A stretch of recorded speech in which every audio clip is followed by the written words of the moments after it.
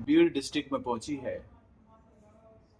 महाबोधि महाविहार मुक्ति आंदोलन के जन समर्थन में धम्म संवाद यात्रा दीक्षा भूमि नागपुर से 17 अगस्त को चालू हुई और उद्देश्य था कि भारत के बौद्धों को जागरूक करना और एकजुट करना। ये आंदोलन जो 134 साल से चल रहा है, मुक्ति का आंदोलन, पूरे विश्व में केवल विश्व का सबसे बड़ा आंदोलन। और इस आंदोलन की सबसे बड़ी बात यह है कि आजाद भारत में बौद्ध अपने प्रमुख महाबोधि महाविहार की मुक्ति का आंदोलन चला रहे हैं। धार्मिक आधार पर जहां संविधान में बौद्धों को, जैनों को, सिखों को, तमाम और सांप्रदायिक धार्मिक लोगों को समान अधिकार प्राप्त हुए और विश्व के सभी धार्मिक लोग अपने धर्म स्थलों पे समान रूप से पूजा पाठ वंदनाएं करते हैं, पर विश्व में महाबोधि महाविहार पर महाबोधि मंदिर में जाके बौद्ध समाज आज भी जो है वो समान रूप से पूजा ही नहीं कर सकता।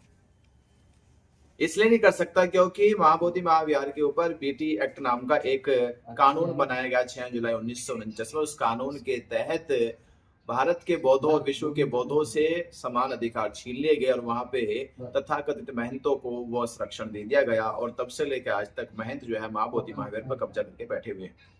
तो हमारा आंदोलन जो है, जो 134 साल से चल रहा है, जो भदंत अनागारिक धम्मपाल जी ने शुरू में चलाया, फिर भदंत नागा अर्जुन सुरेश ससेज जी ने चलाया और ये तीसरी बार फिर आंदोलन चालू हुआ है। तो बुद्ध जयंती पर वहां पर जो है राज्यपाल द्वारा महाबोधि महाविहार में शिवलिंग की पूजा कराई गई। बौद्धों की आस्था के साथ वो जो है ठेस लगी, पर 13 तारीख को उन्होंने हमारे ऊपर फर्जी मुकदमे करके जेल भेजा और धरने को हटाने का प्रयास किया।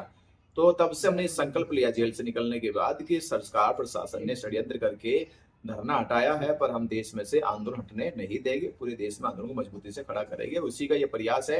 हमें मालूम हुआ कि भारत के बहुत जागरूक नहीं है समय और एकजुट नहीं है, इसलिए वो लोग आज तक महाबोधि महाविहार पर कब्जा करे बैठे हैं।